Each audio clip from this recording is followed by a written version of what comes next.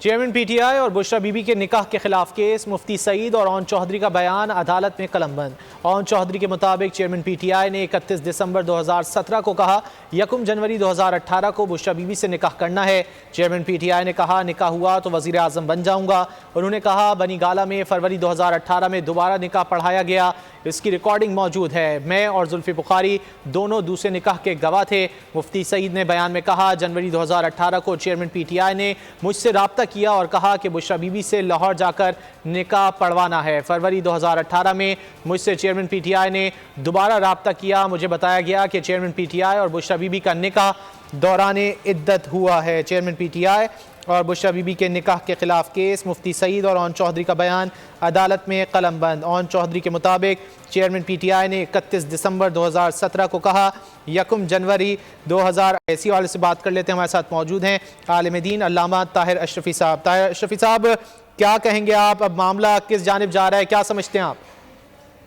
بسم اللہ الرحمن الرحیم۔ بھائی معاملہ تو عدالت کو معلوم ہوگا کس جانب جا رہا ہے، ہم تو اس پہ صرف جو شریعت کہتی ہے اس پہ بات کر سکتا ہوں میں، اور وہ یہ ہے کہ اگر عدت کے دوران نکاح ہوا ہے تو وہ نکاح باطل ہے، وہ نکاح نہیں ہوا۔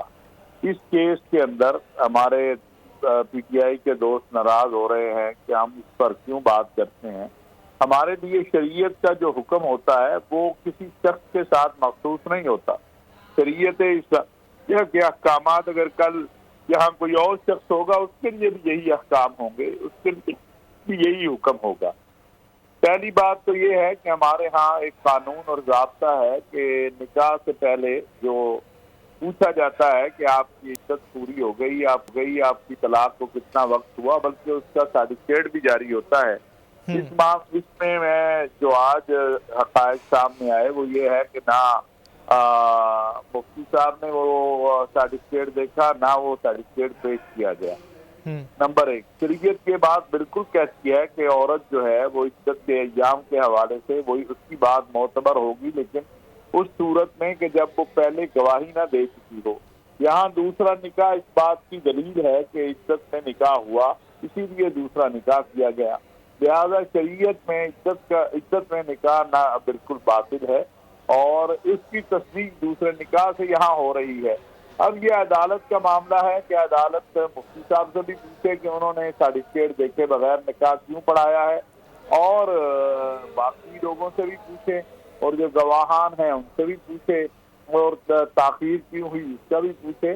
لیکن شریعت کی رائے کسی خاص شخص کی وجہ سے بدلتی نہیں ہے، اور شریعت کی رائے یہی ہے کہ اگر کسی نے دوران عدت نکاح کیا ہے تو وہ نکاح جو ہے وہ باطل ہوگا۔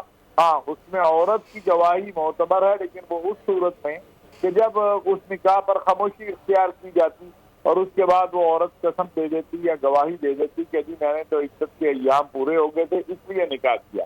یہاں پر دوسرا نکاح اس لیے کیا گیا کہ عدت پوری نہیں ہوئی تھی، تو لہٰذا یہ کیس جو ہے اب قاضی کے پاس ہے، قاضی کا اختیار ہے، یعنی عدالت کے پاس ہے، جج کا اختیار ہے کہ وہ اس میں جو بھی فیصلہ کریں، لیکن جو شرعی نقطہ نظر ہے وہ میں نے آپ سے عرض کر دیا۔ چیئرمین علماء کونسل علامہ طاہر اشرفی ہم سے گفتگو کر رہے تھے، بہت شکریہ۔ سبسکرائب کریں اور بیل دبائیں تاکہ کوئی خبر رہ نہ جائے۔